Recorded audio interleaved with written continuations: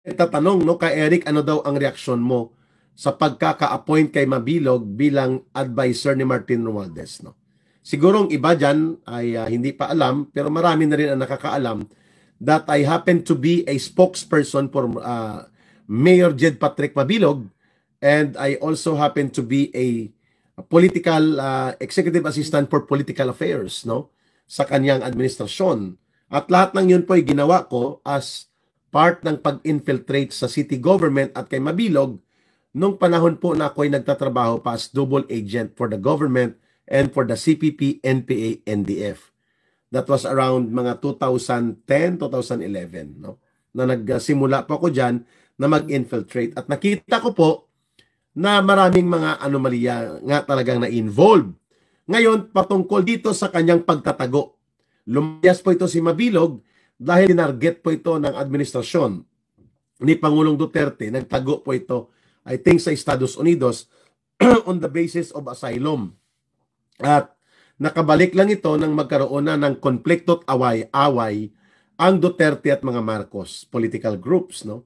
So si Mabilog is simply, not just simply, I mean, an opportunist. He is now being used as an operator in order to augment the operational component of attacking the Duterte family group, no, including ang possibility na ang Iloilo City ay kontrolin muli nila Martin Romualdez sa pamamagitan ni Mabilog. Yan. So, hindi po matanggal-tanggal sa pagkatao ni Mabilog, nakadikit po yung aligasyon ng involvement niya sa illegal na drug. Sabi na nagtanong, pakitanong kay Ka Eric, tinawagan niya yung isang professional dito sa US, ano ang reaksyon niya tungkol dito sa pagkaka-appoint bilang o pagkaka-designate ni Martin Romualdez bilang advisor niya si Jed Patrick Mabilog, dating alkalde ng Iloilo City. Ang reaksyon ni Ka Eric, very simple lang. Nothing to prove about kay Mabilog sapagkat the perception and public knowledge of how he escaped from the country at kung paano po nagkaroon ng problema ang lungsod ng Iloilo involving him sa paglaganap at pagkadurog po ng social fiber and rule of law sa Iloilo City ng siyang alkalde, especially on the aspect of duration, ay hindi po yan may tatanggi. Public record yan. Ngayon ang tanong, ano po ang purpose ni Martin Romualdez? Bakit kinuha ni Martin Romualdez bilang advisor o isa sa mga advisors niya itong si Jed Patrick Mabilog? Ang purpose po niyan ay gagamitin siya sa maruming laro ng politika at maniobra ni Martin Romualdez at nina Marcos upang lalo pang idiin ang mga Duterte sa kunwari ay involvement nila sa madugo at questionably daw na anti-war on drugs. At si Mabilog ay pwede pong gamitin as political tool para mag-propagate ng linya nila Marcos at Romualdez na peke ang war, stating from his own narrative.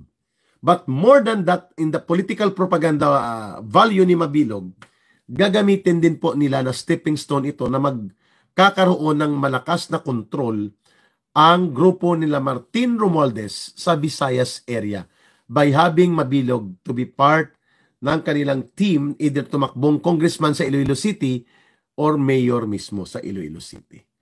So while nothing good can be listened from Mabilog about the advice para kay Martin Romualdez, these are just plain and simple political accommodation. Scratch my back and I will scratch your back. Ganon lang po yun, no?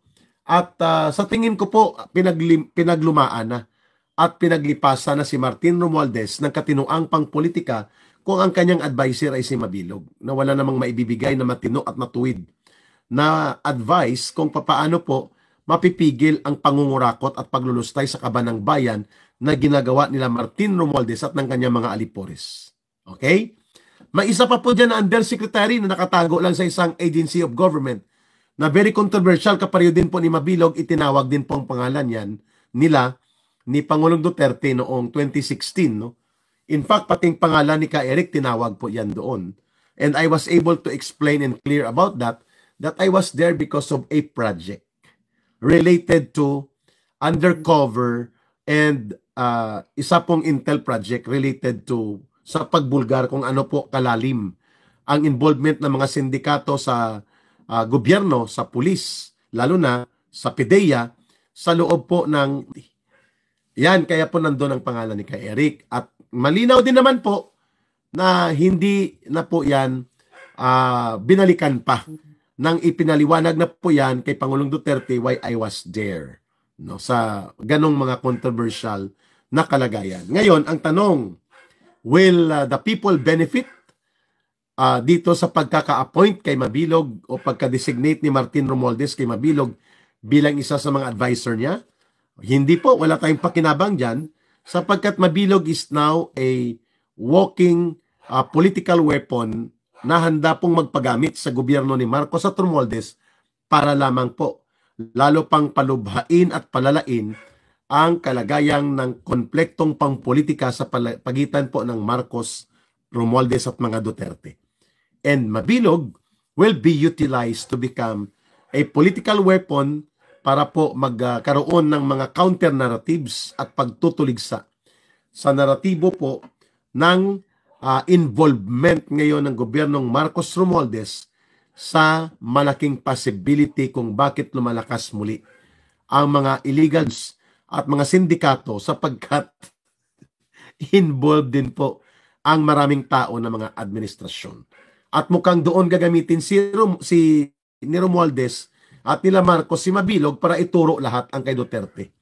At gumawa ng kwento, magdrama at magpagamit upang idiin po ang previous government na palalabasin nila Mabilog at nila Romualdez at Marcos na persecutors po ng mga individual na mga tao ang ginawa po ng Duterte anti-war on illegal.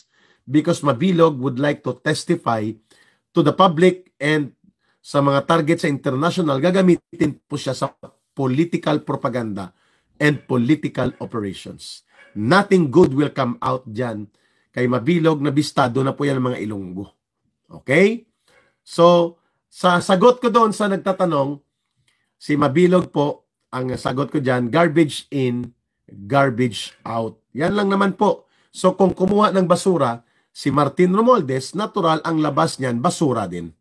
At ang patutunguhan niyan, ibabasura sila pareho ng mamamayang Pilipino. Klaro na tayo, mga kababayan, mag-ingat, manalangin, at magmatiyag sapagkat in few hours from now ay magsisimula na po ang bilangan pagkatapos ng butuhan magsarado mamaya ng mga 4 p.m. or 5 p.m.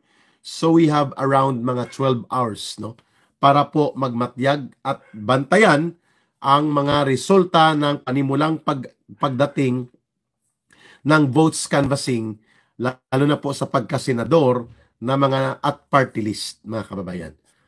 So sana po hindi na po madugtungan itong very negative na attempt ng pananakot, pandarahas, at mga panggigipit na naranasan po ng SMNI, obviously related po sa isang sinadya at intentional na pagbubuo ng isang operation para sunugin po. Premeditated po ito ang pagtatangkang ipasunog ang building ng SMNI dyan sa may Makati. Mag-aabang po tayo kasi mag-break lang si Ka Eric sapagkat I am going to join mamaya sa SMNI mga anchors 12 midnight in the Philippines, May 12 at 12 noon yan dito sa eastern side ng Amerika. So magpapahinga tayo ng konti para po tayo ay magiging bahagi mamaya ng correspondence and monitoring team ng SMNI while I am in US. Pwede po tayong sumama via Zoom. So ulit, let us all pray together, pray for the country, and pray for the Filipino people na tayo ay magbuklod-buklod at magkaisa na tapusin na po natin ang itong kalapastanganan sa poder at pundo, kapangyarihan na inaabuso at paglaganap ng pangungurakot sa kabanang bayan at paglubha ng krimen, kriminalidad at ngayon din po ng pananumbalik ng highly organized crimes sa Pilipinas at ang posibilidad po na paglubha ng kalagayang pangpolitikang konflikto ngayon kung hindi po tayo magkakaisa na sisingilin natin at palalayasin na ultimately sa poder itong gobyernong Marcos Romualdez. We will suffer and we will suffer more kapag hindi po tayo nagtagumpay sa halalang ito sa midterm elections. Maraming salamat sa mga nagpakulay